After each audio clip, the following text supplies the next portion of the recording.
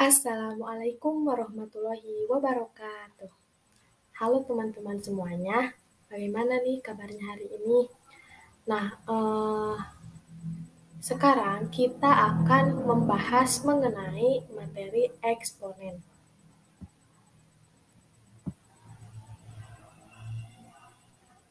Nah, sebelum ke pematerian mengenai eksponen, alangkah baiknya kita perkenalan terlebih dahulu.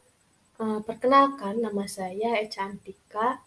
Saya dari kelas 2022A dengan nomor pokok mahasiswa 222151009. Next.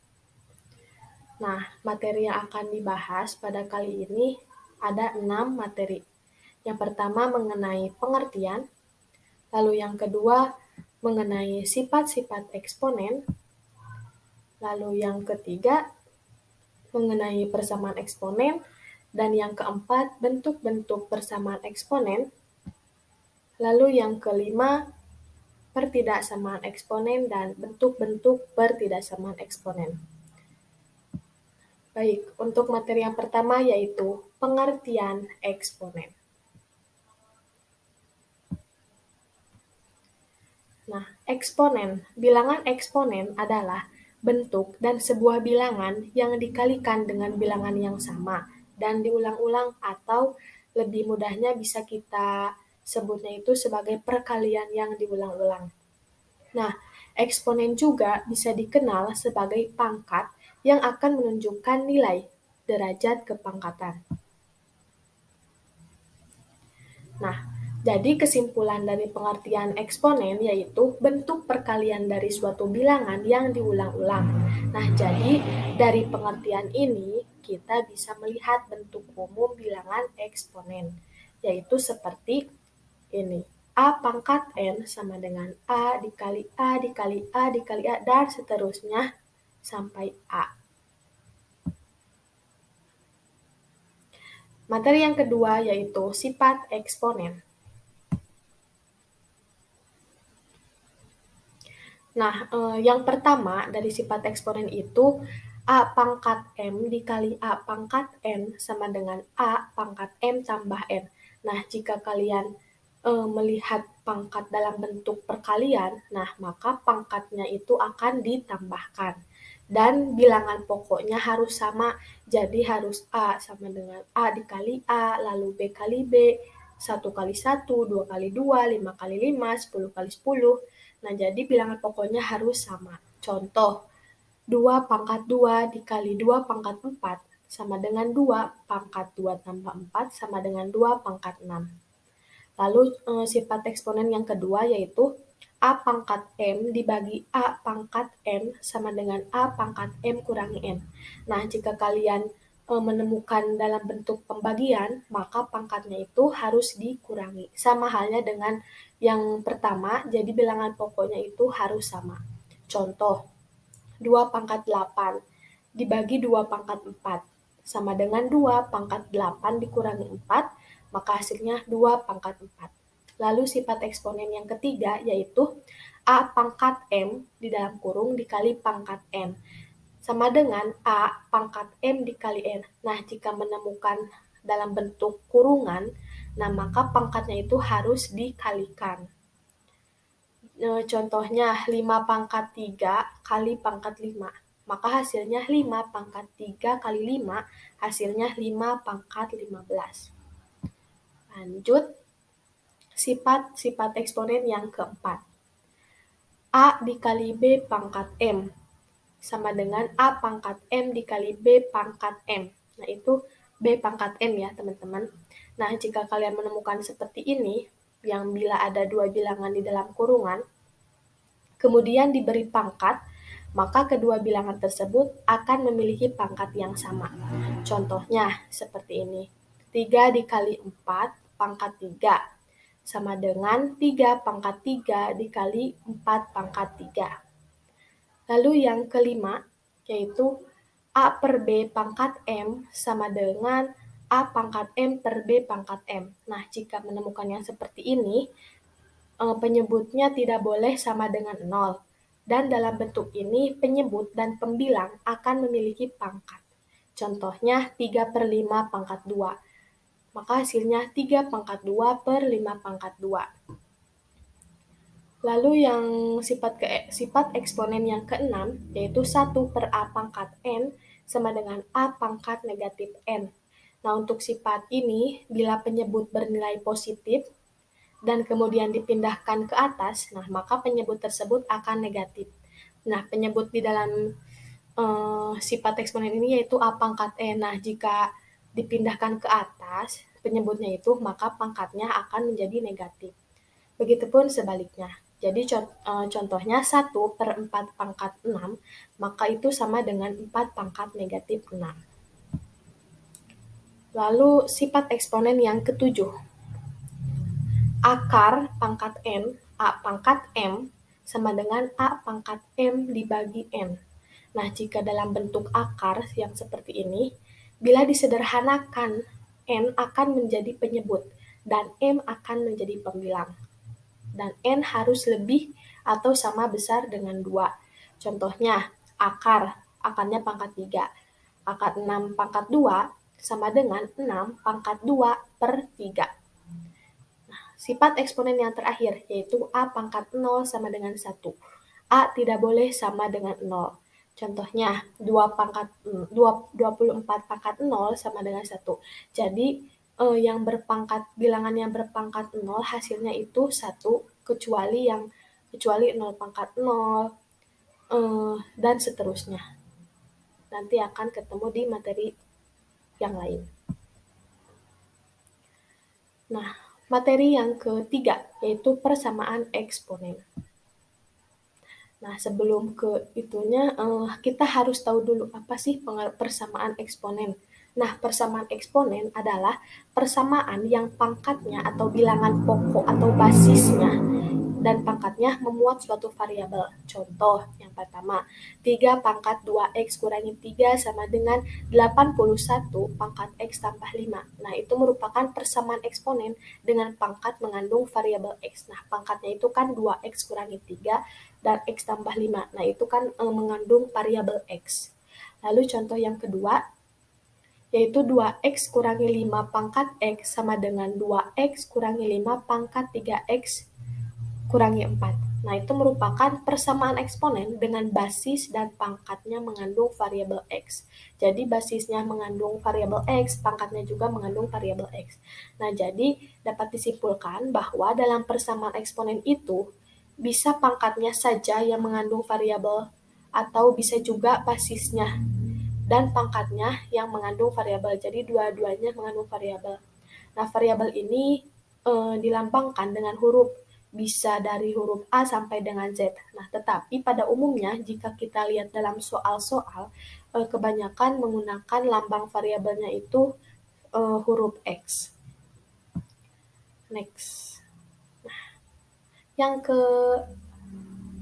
keempat berarti ya.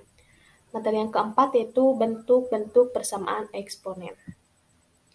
Nah, untuk bentuk-bentuk persamaan eksponen itu banyak ya teman-teman. Yang pertama, ada jika A pangkat fx sama dengan 1, maka fx sama dengan 0, dengan A lebih dari 0 dan A tidak sama dengan 1. Yang kedua, jika A pangkat fx sama dengan A pangkat b, maka fx sama dengan b. Nah, dengan ini A lebih dari 0 dan A tidak boleh sama dengan 1. Yang ketiga, jika A pangkat fx sama dengan A pangkat gx, maka fx sama dengan gx, dengan A lebih dari 0 dan A tidak sama dengan 1. Yang keempat, jika A pangkat fx sama dengan B pangkat fx, nah maka fx sama dengan 0, dengan A, B-nya itu lebih dari 0 dan A, B-nya tidak sama dengan 1. Yang kelima, jika A pangkat fx sama dengan B pangkat gx, maka log A pangkat fx sama dengan log B pangkat gx. Dengan A, B-nya itu lebih dari 0 dan A, B-nya tidak sama dengan 1.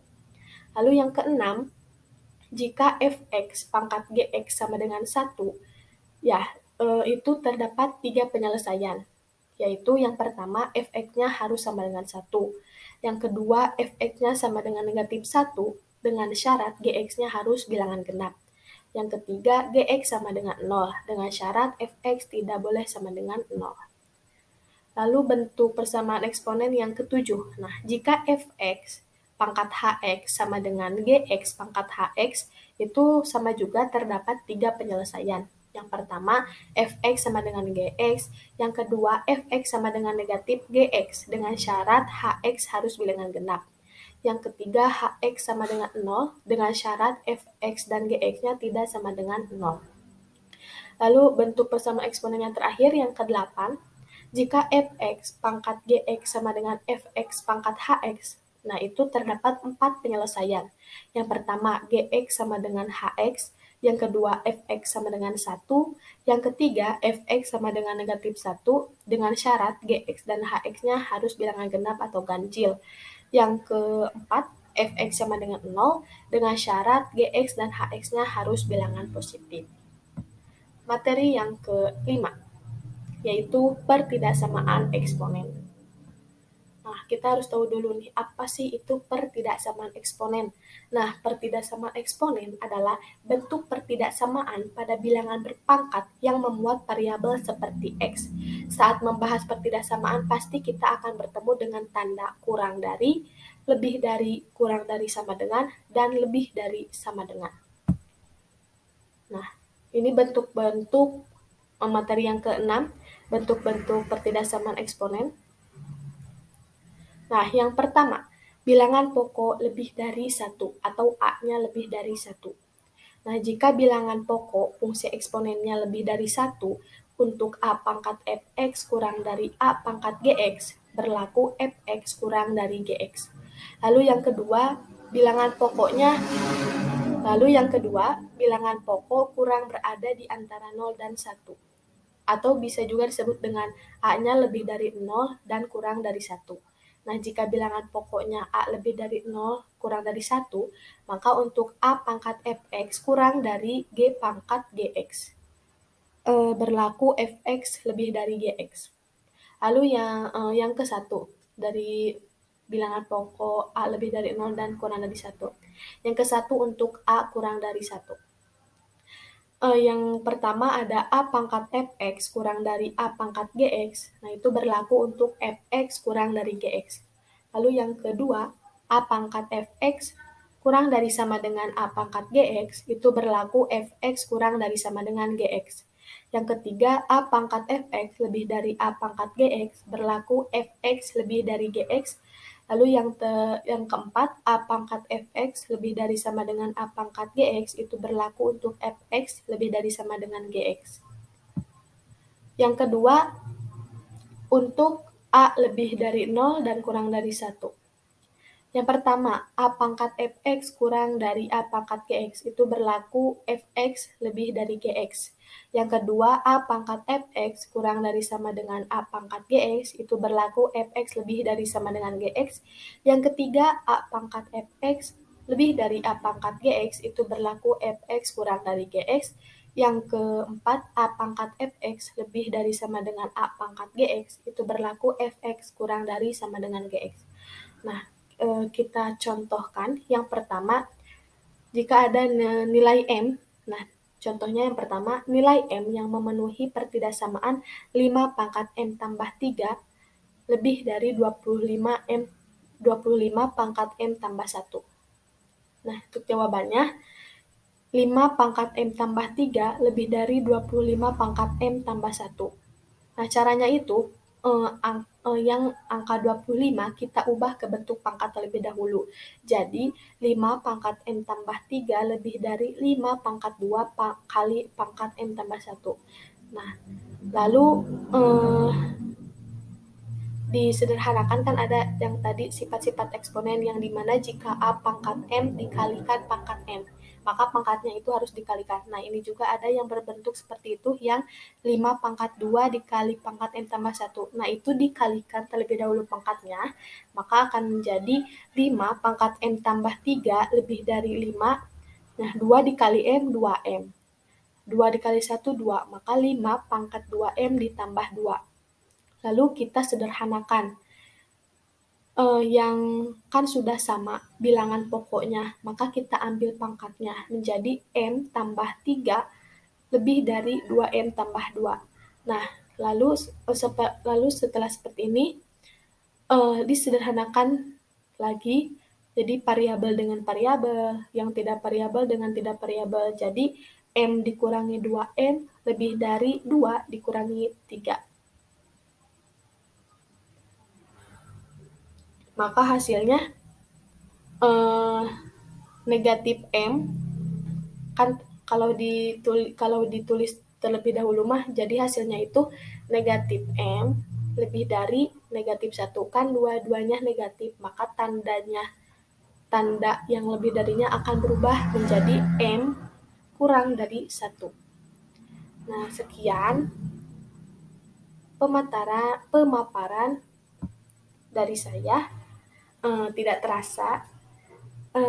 Semoga terima kasih kepada yang sudah mendengarkan dan juga yang sudah menonton. Mudah-mudahan ini bermanfaat. Terima kasih. Wassalamualaikum warahmatullahi wabarakatuh.